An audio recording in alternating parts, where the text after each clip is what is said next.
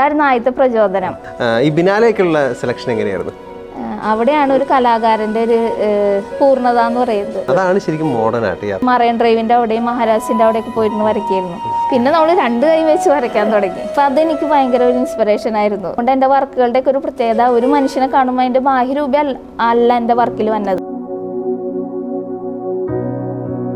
പ്രിയമുള്ളവരെ, എല്ലാ 2 വർഷം കൂടുമ്പോഴും നമ്മൾ കാത്തിരിക്കുന്ന ഒന്നുണ്ട്, കൊച്ചിൻ മുസീരീസ് ബിനാലെ.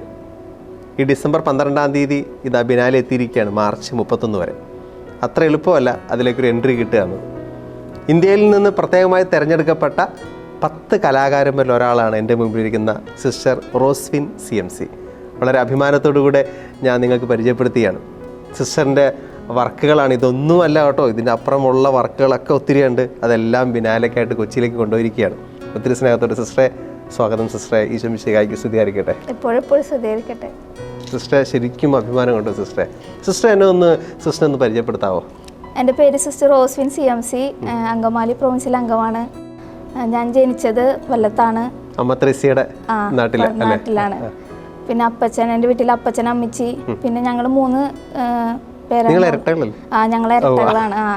എന്നെക്കായും 1 മിനിറ്റ് മൂത്ത ഒരാളും കൂടി എനിക്കുണ്ട്. 3 പെൺപിള്ളേരാണ് ഞങ്ങള്. സിസ്റ്ററിന്റെ ദൈവവിളിയെ പറ്റി ഒന്ന് പറയാവോ? എനിക്ക് ചെറുപ്പം തുടങ്ങി ഇങ്ങനെ ചെങ്ങൽ സ്കൂളിൽ പഠിക്കുമ്പോൾ സിസ്റ്റേഴ്സിനെ കാണുമ്പോൾ എനിക്കിങ്ങനെ ഉള്ളില് ചിന്ത വരെയായിരുന്നു. ചെങ്ങല പഠിച്ചത്. പിന്നീട് 10ാം ക്ലാസ് കഴിഞ്ഞ് കഴിഞ്ഞപ്പോൾ എനിക്കിങ്ങനെ ദൈവത്തിനെ അന്വേഷിക്കണം, പിന്നെ സിസ്റ്റേഴ്സ് അച്ഛന്മാരെങ്ങനെ ജീവിക്കണേന്ന് കണ്ടുപിടിക്കണം. അങ്ങനെയാണ് മെയിനായിട്ട് ഞാൻ കോൺവെന്റിൽ പോയത്. അപ്പൊ ഞാൻ അപ്പൊ ഞാൻ എൻ്റെ ട്വിൻ സിസ്റ്ററിനോട് പറഞ്ഞു, ഞാൻ പോയി നോക്കിയിട്ട് എങ്ങനെയുണ്ടെന്ന് പറയാം, എന്നിട്ട് നീ വന്നാതി എന്ന് പറഞ്ഞു. അങ്ങനെയാണ് ഞാൻ കോൺവെന്റിൽ വന്നത്. അത് കഴിഞ്ഞ് അവളും വന്നിരുന്നു. അപ്പൊ അപ്പച്ചൻ വിട്ടില്ല ഞങ്ങളെ 2 പേരെയും. അപ്പൊ ഞാൻ പറഞ്ഞു, നീ പൊക്കോ, ഞാൻ ആദ്യം സെറ്റാക്കട്ടെ, എന്നിട്ട് നിന്നെ കൊണ്ടുപോകാന്ന് പറഞ്ഞു. അങ്ങനെ ഞാൻ വന്നു കഴിഞ്ഞാൽ എനിക്ക് ആസ്പിറൻസിയിലൊക്കെ കയറി കഴിഞ്ഞ് കുറച്ച് കഴിഞ്ഞപ്പോൾ എനിക്ക് ഭയങ്കര ഇഷ്ടപ്പെട്ടു തുടങ്ങി. പിന്നെ എനിക്ക് വീട്ടിൽ പോകാൻ പറ്റില്ല. അങ്ങനെ വീട്ടിൽ ചെന്നാലും എനിക്ക് മനസ്സിൽ ഇങ്ങനെ നമുക്കൊരു സംതൃപ്തി വരുന്നില്ല. പക്ഷെ എനിക്ക് ട്വിൻ സിസ്റ്ററിനെ പിരിയാനും ഭയങ്കര വിഷമായിരുന്നു. പക്ഷെ ഇതും എനിക്ക് ഇങ്ങനെ പറ്റാത്തോണ്ടായിരുന്നു. അതാണ് ആ ഒരു കോൺഫ്ലിക്റ്റ് ഉണ്ടായിരുന്നു എനിക്ക് എപ്പോഴും. കുറേ കാര്യങ്ങൾ ചോദിക്കാനുണ്ട് സിസ്റ്ററെ. പഠിച്ചത് ഞാൻ BFA പൂർത്തീകരിച്ചത് RLV കോളേജ് തൃപ്പൂണിത്തുറയിലാണ്. ആദ്യം തന്നെ ചോദിക്കട്ടെ, ഈ ബിനാലേക്കുള്ള സെലക്ഷൻ എങ്ങനെയായിരുന്നു? അത് ഞങ്ങൾ 4 വർഷത്തെ കോഴ്സാണിത്. അപ്പോൾ 4ാമത്തെ വർഷത്തിൽ ഞങ്ങൾ കോളേജിൽ തന്നെ ഒരു എക്സിബിഷൻ ഞങ്ങൾ നടത്തിയിരുന്നു, കുട്ടികൾ. അങ്ങനെ ഞങ്ങൾ എല്ലാവരും കൂടി നടത്തി കഴിഞ്ഞപ്പോൾ ബിനാലയുടെ ക്യൂറേറ്റേഴ്സ് വന്നിരുന്നു അവിടെ കാണാൻ വേണ്ടി. അപ്പോൾ ഞങ്ങളൊരു 3-4 പേരെ സെലക്ട് ചെയ്തിരുന്നു. എന്നിട്ട് ഞങ്ങളുടെ പോർട്ട്ഫോളിയോ അയക്കാൻ പറഞ്ഞു. അങ്ങനെ ഞങ്ങളുടെ പോർട്ട്ഫോളിയോ അയച്ചു. എന്നിട്ട് ഒരു 2 മാസം കഴിഞ്ഞപ്പോൾ എനിക്ക് മെയിൽ വന്നിരുന്നു, സെലക്ഷൻ കിട്ടിയെന്ന് പറഞ്ഞുകൊണ്ട്. അങ്ങനെയാണ്. ആ സമയത്ത് ഭയങ്കര വണ്ടറായിരുന്നു. കാരണം നമ്മളങ്ങനെ, ഞാൻ ഒരു പ്രാവശ്യമാണ് ബിനാലെ കണ്ടിട്ടുള്ളൂ. ആരെങ്കിലും വരയ്ക്കുന്നത് കാണുമ്പോൾ, അവരുണ്ടാക്കിയേക്കുന്ന പ്രൊഡക്ട്സ് കാണുമ്പോൾ, ഈ ശില്പങ്ങളെ കാണുമ്പോൾ ഭയങ്കര അത്ഭുതം. സിസ്റ്റർ അതിന് മുമ്പ് വരയ്ക്കുമായിരുന്നു സ്കൂളിലായിരിക്കുന്ന സമയങ്ങളിൽ? അങ്ങനെ വല്ലപ്പോഴൊക്കെ വരച്ചിട്ടുള്ളൂ. പക്ഷെ ഉള്ളിൽ ഭയങ്കര ആഗ്രഹമായിരുന്നു ഇങ്ങനെ വരയ്ക്കണം. അല്ല, ഞാൻ ഇതുപോലെയൊക്കെ ചെയ്യുന്ന, നമുക്ക് പഠിച്ച് നമുക്ക് ഇതുപോലെ ചെയ്യാൻ പറ്റും. പക്ഷെ ബൈ ബർത്ത് കുറച്ച് ഉണ്ടാവണമല്ലോ. അങ്ങനെ എന്താ വീട്ടില് അപ്പച്ചനോ അമ്മച്ചിയോ? അപ്പച്ചൻ കലാകാരനാണ്. അപ്പച്ചൻ ഇങ്ങനെ വീട്ടിലെ എല്ലാ കാര്യങ്ങളും ചെറുതായിട്ടൊക്കെ ഉണ്ടാക്കും.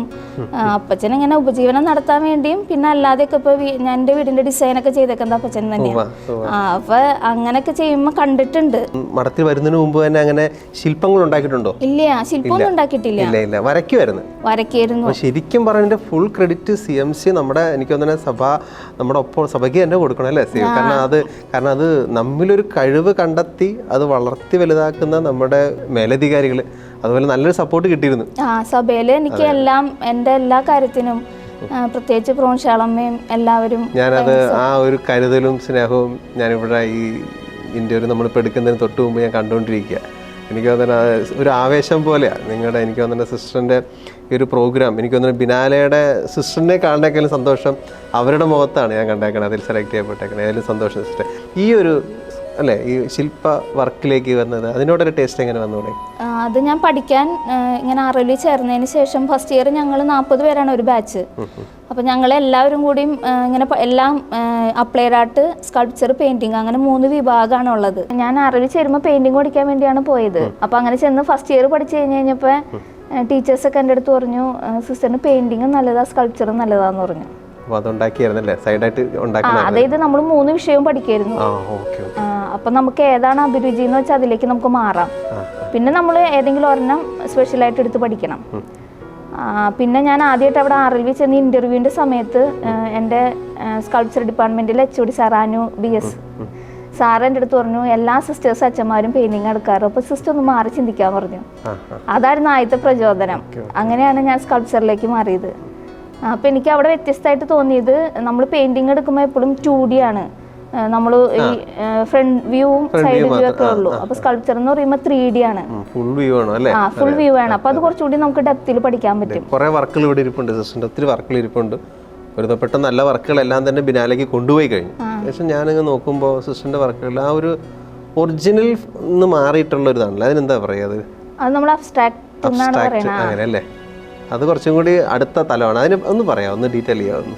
അതായത് നമ്മൾ ആദ്യം കറക്റ്റ് ഒരു വ്യക്തിയുടെ എങ്ങനെ അളവ് കാര്യങ്ങള്, ഫേസ് എങ്ങനെ, പഴയ കലാകാരന്മാരുടെ പോലത്തെ. അത് കഴിഞ്ഞ് നമ്മൾ അത് പഠിച്ചതിന് ശേഷം ഓരോരുത്തരും വ്യത്യസ്തമായിരിക്കും അതിനെ നോക്കി കാണുന്നതും ചിന്തിക്കണതും. അപ്പൊ ഞാൻ മുൻപ് സൈക്കോളജി ഒക്കെ പഠിച്ചിട്ടുണ്ടായിരുന്നു. അപ്പൊ ഞാൻ പിന്നെ 1 വർഷം ജോലിയൊക്കെ ചെയ്ത് കൗൺസിലിംഗ് ഒക്കെ നടത്തിയിരുന്നു. അപ്പൊ എനിക്ക് സൈക്കോളജിയോടൊക്കെ ഇച്ചിരി ഇഷ്ടമുണ്ട്. അപ്പൊ ഇങ്ങനെ ഉള്ളിൽ എന്താന്ന് ചിന്തിക്കപ്പോഴും ആ വ്യക്തിയുടെ ഉള്ളിൽ എന്താണ് കഴിവ്, ഉള്ളിലേക്ക് എന്താണ്, അങ്ങനെ ചിന്തിക്കായിരുന്നു. ഇപ്പൊ എന്റെ തന്നെ നമ്മൾ സ്പിരിച്വാലിറ്റി കൂടുതൽ ഫോക്കസ് ആക്കണത് കൊണ്ട് നമ്മൾ ഉള്ളിലേക്ക് കൂടുതലും ഞാൻ കടക്കാൻ ശ്രമിക്കായിരുന്നു കോൺവെന്റിൽ ചേർന്നതിന് ശേഷം. സാറുമാരായാലും ഞങ്ങളോട് പറയും മെഡിറ്റേഷൻ നന്നായിട്ട് നടത്തണം, അവരവരുടെ സ്പേസിൽ ഇരുന്ന് പഠിക്കണം എന്ന് പറയും. അപ്പൊ ഞങ്ങൾക്ക് എല്ലാവർക്കും അവരവർക്ക് ഇങ്ങനെ കുറച്ച് സ്ഥലം തന്നിട്ടുണ്ട്. അപ്പോൾ അവിടെ ഇരുന്നിട്ടാണ് ഞങ്ങൾ ഈ വർക്കുകളൊക്കെ ചെയ്യണത്. അപ്പൊ ആദ്യം നമ്മൾ ഒരു ലൈഫ് സ്റ്റഡി എന്ന് പറയും, ഒരാളെ ഫുള്ളായിട്ട് നമ്മൾ പഠിക്കും.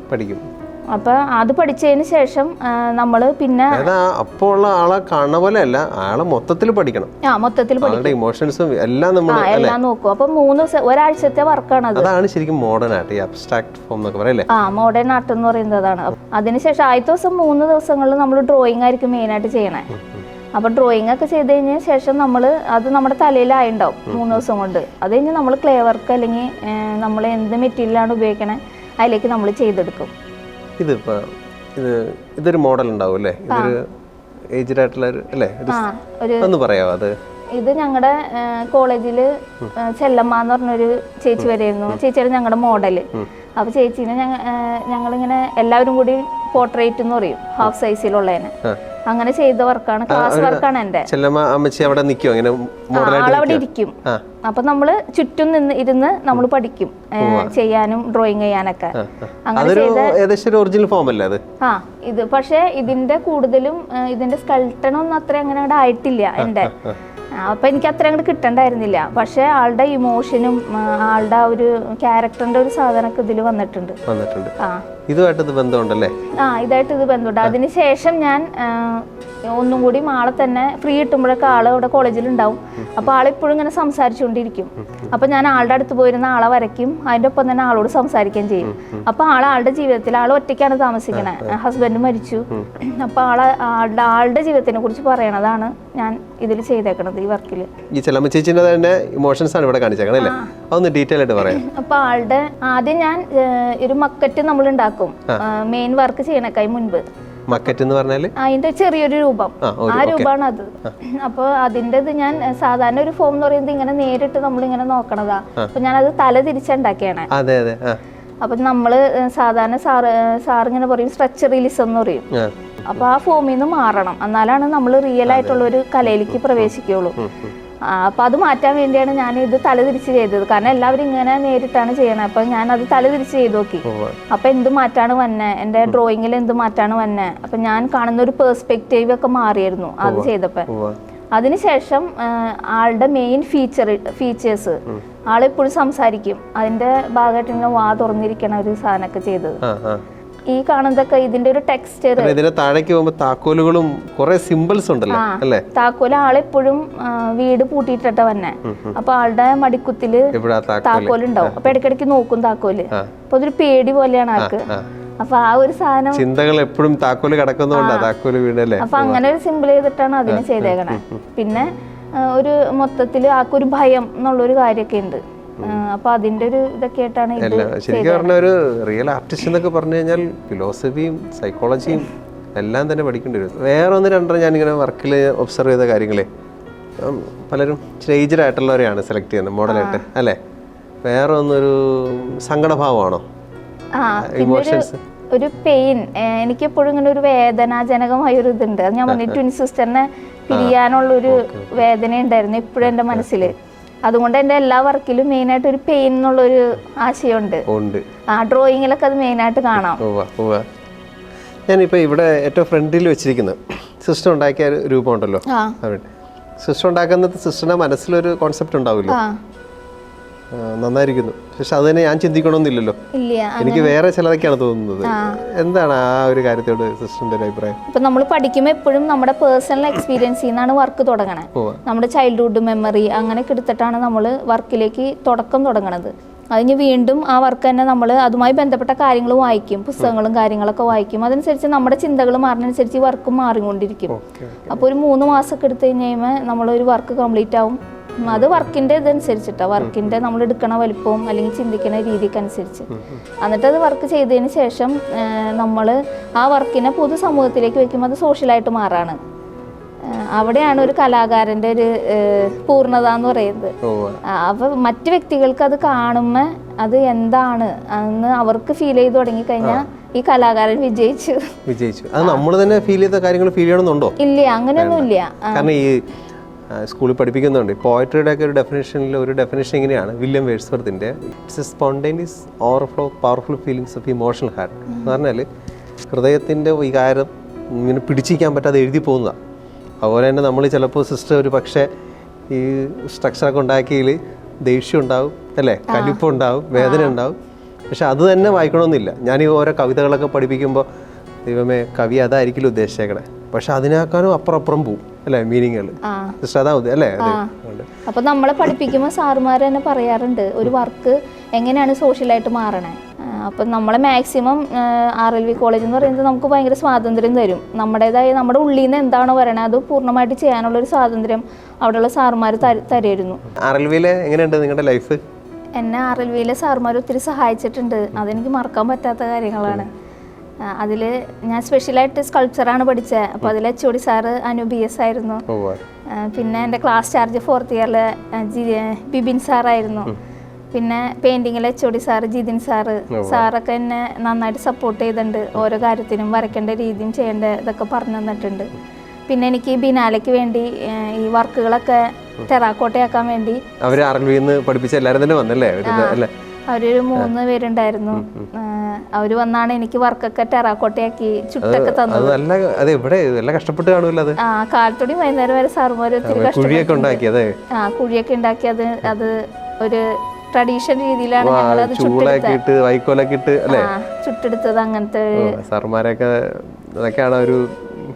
അപ്പൊ ഞങ്ങൾ ശരിക്കും ഞങ്ങളുടെ സ്കൾപ്ചർ ഡിപ്പാർട്ട്മെന്റിലെ ഒരു കുടുംബം പോലെയാണ്. അപ്പൊ ഞങ്ങൾ ടീച്ചേഴ്സ് ആണെങ്കിലും കുട്ടികളാണെങ്കിലും എല്ലാവർക്കും അത്രയും ഫ്രീഡം ഉണ്ട്. ടീച്ചേഴ്സ് ഒരു പൊസിഷൻ അങ്ങനെ ഇല്ല ഞങ്ങൾക്ക്. എന്നെ പഠിപ്പിച്ച ആന്റണി സാർ എന്ന് പറഞ്ഞ സാറുണ്ടായിരുന്നു. പിന്നെ സിത്താര മിസ് എന്ന് പറഞ്ഞാൽ അവരാണ് എനിക്ക് ഡ്രോയിങ്ങിന്റെ ബേസ് എനിക്ക് പറഞ്ഞു തന്നതും എന്നെ കൊണ്ട് ചെയ്യിപ്പിച്ചതൊക്കെ. അപ്പൊ നിർബന്ധമായിരുന്നു 9:30 ക്ലാസ്സിൽ കയറണം, വരയ്ക്കണം എന്നുള്ളത്. അപ്പൊ സ്കെച്ചിങ് ഒരിക്കലും മുടക്കാൻ പാടില്ല. നമ്മളിങ്ങനെ ഈ പെൻസിൽ വെച്ച് അപ്പൊ നമ്മളിങ്ങനെ മാറിക്കൊണ്ടിരിക്കും. എല്ലാ മെറ്റീരിയലും നമ്മൾ ഉപയോഗിക്കണം. പക്ഷെ നമ്മളെന്നാലും ഇങ്ങനെ ഏതിലാണ് നമുക്ക് കൂടുതൽ കംഫർട്ട് നോക്കും. അപ്പോൾ ഒരെണ്ണം ഉപയോഗിച്ചിട്ട് ഇപ്പൊ പെൻസിൽ ഡ്രോയിങ്ങിന് പെൻസിൽ ഉപയോഗിച്ചിട്ട് എനിക്ക് അത് മാക്സിമം അത് ഉപയോഗിച്ച് ഞാൻ എങ്ങനെ രീതിയിലും വരച്ചു കഴിഞ്ഞാൽ പിന്നെ നമ്മൾ അടുത്ത മെറ്റീരിയൽ എടുക്കണം. കാരണം അത് നമ്മുടെ തലയിൽ ഉറച്ചു മാറണം. അപ്പോൾ ഫസ്റ്റ് ഇയർ ഞാനിങ്ങനെ എല്ലാ മെറ്റീരിയലും നമ്മൾ ഉപയോഗിച്ചത് ഇന്നതെന്നുള്ളത് അങ്ങനെയൊന്നും ഉണ്ടായിരുന്നില്ല. അപ്പോൾ പെൻസിൽ വെച്ചാണ് ഞങ്ങൾ മാക്സിമം നമ്മുടെ കൈ വഴക്കം കിട്ടാൻ വേണ്ടി. അപ്പോൾ നമ്മളിങ്ങനെ സ്കെച്ച് ചെയ്യണം, ഓരോ ദിവസവും ഇത്ര എണ്ണം വീതമൊക്കെ ചെയ്യണമായിരുന്നു. അങ്ങനെയാണ് പുറത്തു പോയൊക്കെ വരച്ചു തുടങ്ങിയത്. അപ്പം മഹാരാജ് കോളേജിൻ്റെ അവിടെയൊക്കെ പോയിരുന്നു വരയ്ക്കായിരുന്നു ഞാൻ. അപ്പം ഞാൻ അങ്ങനെ ഒരു സിസ്റ്ററായി പോയി അങ്ങനെ ഇരുന്ന് വരയ്ക്കുമ്പോൾ ഓരോരുത്തർ വന്ന് ചോദിക്കും എന്തുകൊണ്ട് ചെയ്യണേ, എന്താ ചെയ്യണേന്നൊക്കെ. അപ്പോൾ ഇച്ചിരി എനിക്ക് ബുദ്ധിമുട്ടൊക്കെ ഉണ്ടായിരുന്നു. എന്നാലും പോയിരുന്നു മറൈൻ ഡ്രൈവിൻ്റെ അവിടെയും മഹാരാജിൻ്റെ അവിടെയൊക്കെ പോയിരുന്നു വരയ്ക്കായിരുന്നു. അങ്ങനെ വരച്ച് ഫസ്റ്റ് ഇയർ ഫുള്ളും അങ്ങനെ മാക്സിമം വരച്ച് നമുക്ക് വരയ്ക്കാൻ പറ്റും എന്നുള്ളത്. അപ്പോൾ ആദ്യം ഞാൻ ഇങ്ങനെ വരച്ചുകൊണ്ടിരുന്നത്, ഇങ്ങനെയായിരുന്നു പിടിച്ച പെൻസില്. പിന്നെ നമ്മൾ പെൻസിലിൻ്റെ അറ്റത്ത് പിടിക്കാറായി. പിന്നെ നമ്മൾ ഇങ്ങനെയൊക്കെ വരച്ചു തുടങ്ങി. കൈക്ക് ആ മൂവ്മെന്റ് ആയി തുടങ്ങി ഒരു 6 മാസം കൊണ്ട്. പിന്നെ നമ്മൾ 2 കൈ വെച്ച് വരയ്ക്കാൻ തുടങ്ങി. അങ്ങനത്തെ ഒരു ശൈലിയിലേക്കൊക്കെ ആയി. അപ്പൊ മിസ് തന്നെ എൻ്റെ അടുത്ത് പറഞ്ഞു ഇപ്പൊ എങ്ങനെ പെൻസിൽ പിടിക്കണേന്ന് നോക്കിയെന്ന് പറഞ്ഞു. അപ്പൊ തന്നെ എനിക്ക് തന്നെ മാറി മാറി വന്നു. അപ്പൊ ഞാൻ ഫസ്റ്റ് തന്നെ നേച്ചർ സ്റ്റഡിയാണ് കൂടുതലും ചെയ്തായിരുന്നു. എനിക്ക് മനുഷ്യനെ വരയ്ക്കാൻ അറിയില്ലായിരുന്നു. സീനറികളാണ്, എല്ലാം സീനറികളാണ്. ഈ പ്രകൃതിയോട് ഭയങ്കര ഒരു ഇഷ്ടവും സ്നേഹമൊക്കെ ഉണ്ടായിരുന്നു. അപ്പം ഞാൻ എപ്പോഴും ഇങ്ങനെ മരത്തിനെ കുറിച്ച് പഠിക്കായിരുന്നു, അങ്ങനത്തെ കാര്യങ്ങളൊക്കെ കൂടുതൽ. അപ്പം എനിക്ക് മനുഷ്യനെ കിട്ടൂല എന്നുള്ള ചിന്തയായിരുന്നു എൻ്റെ മനസ്സിൽ. പക്ഷെ പിന്നീട് അത് കഴിഞ്ഞ് വന്നു കഴിഞ്ഞപ്പോൾ ലൈഫ് സ്റ്റഡിയും കാര്യങ്ങളൊക്കെ വന്ന് പിന്നെ ഞാൻ ഓൾറെഡി എനിക്ക് സൈക്കോളജിയുടെ ഒരു ബാക്ക്ഗ്രൗണ്ട് ഉള്ളതും കൊണ്ടും എനിക്ക് പിന്നെ കൂടുതൽ മനുഷ്യന്റെ പഠനങ്ങൾക്കായി മോഡലായിട്ട് ഒരാളിരിക്കും. പിന്നെ ഞാൻ അവിടെ ലൈബ്രറിയിൽ കാനായി കുഞ്ഞിരാമൻ എന്ന് പറഞ്ഞ ഒരു ആർട്ടിസ്റ്റ് നമ്മുടെ മലമ്പുഴ യക്ഷീനൊക്കെ ഉണ്ടാക്കിയത്. അപ്പോൾ സാറിൻ്റെ ഒരു പുസ്തകം വായിച്ചായിരുന്നു. അപ്പോൾ ആ പുസ്തകത്തിൽ സാറിനെ കുറിച്ച് എഴുതിയപ്പോൾ സാർ ഇങ്ങനെ എഴുതിയിട്ട് മനുഷ്യനെ കുറിച്ച് പഠിക്കുന്നതാണ് എനിക്ക് ഏറ്റവും വലിയ ഇഷ്ടം. അപ്പോൾ അതെനിക്ക് ഭയങ്കര ഒരു ഇൻസ്പിറേഷൻ ആയിരുന്നു. അപ്പോൾ എനിക്കും പിന്നീട് അങ്ങനെ ഒരു ചിന്തയായി തുടങ്ങി, മനുഷ്യനെ പഠിക്കണം, അതെങ്ങനെയാണ്, എത്രത്തോളം ഒരു മനുഷ്യനെ അറിയാൻ പറ്റണോ അത്രത്തോളം മനുഷ്യനെ പഠിക്കണം, അവനെങ്ങനെയാണ് ജീവിതത്തിനെ അതിജീവിക്കണേ, അല്ലെങ്കിൽ അവനെങ്ങനെയാണ് ജീവിതത്തിനെ നോക്കിക്കാണണേ. കാരണം മനുഷ്യരെല്ലാവരും വ്യത്യസ്തരാണ്. അപ്പോൾ അതെനിക്കറിയണം എന്നൊക്കെ ഭയങ്കര ആഗ്രഹമായിരുന്നു. അപ്പോൾ ഞാൻ അതുകൊണ്ട് എൻ്റെ വർക്കുകളുടെയൊക്കെ ഒരു പ്രത്യേകത, ഒരു മനുഷ്യനെ കാണുമ്പോൾ അതിൻ്റെ ബാഹ്യരൂപം അല്ല എൻ്റെ വർക്കിൽ വന്നത്. ആ മനുഷ്യൻ്റെ ഉള്ളിൽ എന്താണോ അതായിരിക്കും ഞാൻ വരയ്ക്കണത്. അതുകൊണ്ട് ആദ്യം കാണുമ്പോൾ ഒന്നും മനസ്സിലാവാറില്ല ആർക്കും. ആ ലെവലിൽ ഉയർന്നിരിക്കുക. ഞാൻ ചോദിച്ചോട്ടെ, സിസ്റ്റർ ഇപ്പോൾ സഭയിലേക്ക് വന്നല്ലോ, അത് വലിയ നിമിത്തമായിരുന്നല്ലോ. അത് വന്നു, കണ്ടു, ഇഷ്ടപ്പെട്ടു.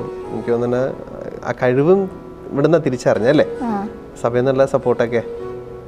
ഞാൻ ആദ്യമായിട്ട് ഇങ്ങനെ വരയ്ക്കാൻ കൊറോണയുടെ സമയത്താണ് കോൺവെന്റിൽ ഇങ്ങനെ എനിക്ക് മതിലുകൾ കാണുമ്പോൾ അപ്പോൾ വരയ്ക്കാൻ തോന്നിയിരുന്നു. അപ്പോൾ ഞാൻ ചൊവ്വര വൊക്കേഷൻ പ്രൊമോട്ടറായിരുന്നു. അപ്പോൾ ഫ്രണ്ടിൽ ഇങ്ങനെ മതിലുകൾ കാണുമ്പോൾ എനിക്ക് ഇങ്ങനെ അവിടേക്ക് എന്തെങ്കിലും വരയ്ക്കണം, ചെയ്യണം എന്നൊക്കെ തോന്നാണ്. അപ്പോൾ ഞാൻ മദറിൻ്റെ അടുത്ത് ചോദിച്ചു, മദറെ എനിക്ക് ഇങ്ങനെ വരയ്ക്കാൻ തോന്നുന്നുണ്ട്, പെയിന്റ് വാങ്ങിച്ചു തരാമെന്ന് ചോദിച്ചു. അപ്പോൾ മദർ പറഞ്ഞു വാങ്ങിച്ചു തരാമെന്ന് പറഞ്ഞു കുറച്ച് പെയിന്റും ബ്രഷൊക്കെ വാങ്ങിച്ചു തന്നു. വാട്ടർ കളറും അങ്ങനത്തെ കാര്യങ്ങളൊക്കെ, അക്രിലിക് അങ്ങനത്തെ പെയിന്റുകൾ വാങ്ങിച്ചു. എന്നിട്ട് പിന്നെ ഞാൻ അവിടെ സമയം കിട്ടിയപ്പോഴൊക്കെ ഞാൻ അവിടുത്തെ ചുമരുമ ഈ വൊക്കേഷനുമായി ബന്ധപ്പെട്ട കുട്ടികളുടെ കുറച്ച് ചിത്രങ്ങൾ, മരങ്ങളുടെ ചിത്രങ്ങൾ, അങ്ങനത്തെ കുറച്ച് വരച്ചിരുന്നു. ഒരു സെന്റൻസ് അവിടെ എഴുതിയിരുന്നു. ഫസ്റ്റ് എൻ്റെ തുടക്കം അങ്ങനെയായിരുന്നു. അപ്പൊ സിസ്റ്റേഴ്സ് ഫോട്ടോസ് വന്നവരൊക്കെ കണ്ടു കഴിയുമ്പോൾ അതിനെ കുറിച്ച് പറയാൻ തുടങ്ങി. ആഗ്രഹം ഇനി ഈ ഒരു ഫീൽഡിൽ എങ്ങനെ, എന്തൊക്കെയാണ്, എന്തെങ്കിലുമൊക്കെ ഒരു ആഗ്രഹമുണ്ടോ?